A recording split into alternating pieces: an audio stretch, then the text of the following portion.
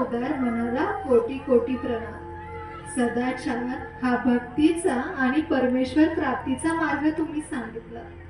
अंतरी निर्मळ आणि वाचेने रसाळ असणं हाच भक्तीचा मार्ग तुम्ही सांगितला.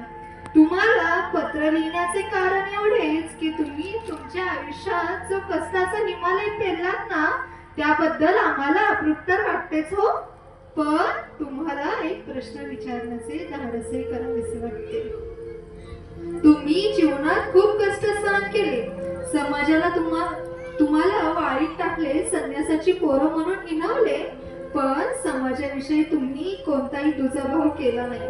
तुम्हाला समाजातील समाज व्यवस्थेवर टीका करता आली असती, पण तुम्ही तसे नाही केले. कुठलाही कडवटपणा, दुजाभाव, अवहेलना याची प्रचिती, तुमच्यावर संन्यासाची पोरं म्हणून झालेला अन्याय याचा साधा उल्लेखही तुमच्या लेखनातून सापडत नाही. तुम्ही ज्ञानेश्वरीत कर्म सांगितलं, पण त्याचे कर्मकांड नाही. ज्ञानाचा अलिप्तपणा नाही, अंधश्रद्धा नाही. तुम्ही ज्ञानेश्वरीत साध्या सोप्या घटना उपमा प्रसंगातून सामान्यांना ती समजावी अशी योजना केली.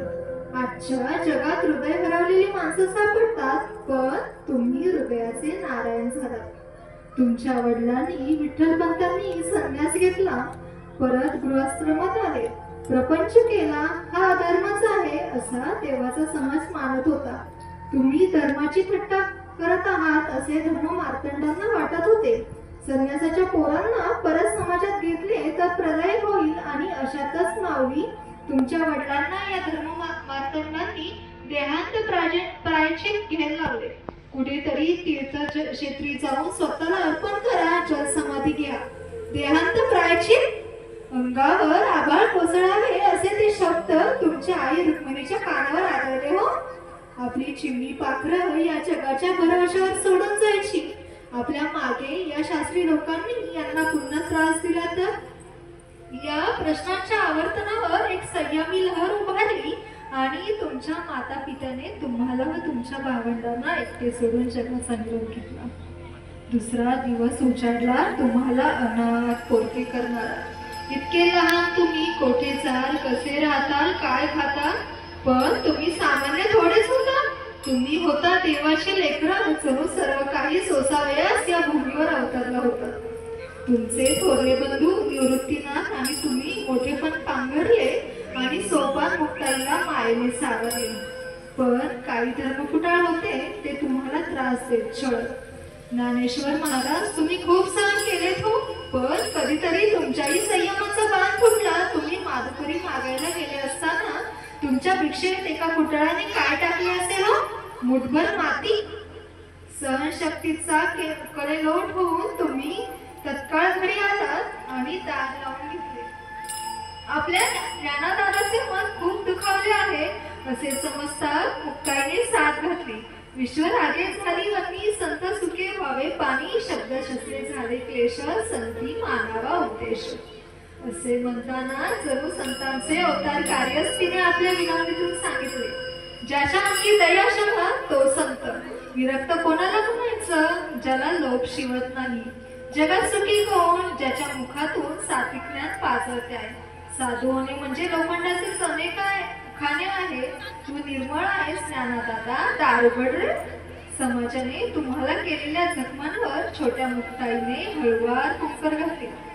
देव हा चराचरामध्ये सामावला आहे असे नुसते सांगितले नाही, तर त्याचा प्रत्यय रेड्यामुखी वेद वरून करून दाखवला. चमत्कार घडला, रेड्याच्या मुखातून वेद प्रकटला. मिरची भिंतही चालून दाखवली. गोरा कुंभार, सावतामाळी, चोखामेळा, जनाबाई असे संत समाजाला मार्ग दाखवत होते.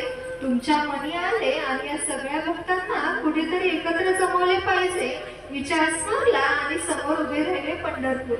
जेव्हा नव्हते चराचर तेव्हा होते पंढरपूर अशी ज्याची ख्याती, त्या पंढरपुरात एकत्र यायचे ठरले. चंद्रभागेच्या वाळवंटात भक्तांचा मेळा गोळा झाला. भजन, कीर्तन, प्रवचनाचा हा उत्सव सुरू झाला. 750 वर्षापूर्वी रोविलेले वारीचे बीज पावले चालती पंढरीचे वाटे अशा वटवृक्षात साकारताय. हा तुम्ही केलेला चमत्कारच आहे. आजच्या युगात 22 वर्षानंतर युवक आपले जीवन जगायला सुरुवात करतो. तुम्ही मात्र अवतार कार्य 22व्या वर्षीच संपवले. संजीवन समाधी घेतली. तुमची कारुण्याची मूर्ती, कळवळ्याची जाती, शांत अशी चित्तवृत्ती, अमृतातेनी पैजाची अशी मधाळ भाषा, त्यामुळे तुम्ही आम्हा प्रत्येकाच्या मनात नेहमीच घर करून राहा. एवढे बोलून मी माझे पत्र संपवते. गेली 750 वर्ष ज्ञानेश्वर महाराज तुम्हा आम्हा सर्वांना मार्गदर्शन करत आहे. 3 मे ते 10 मे रोजी आळंदी येथे ज्ञानेश्वरांचा जन्मोत्सव साजरा होतोय.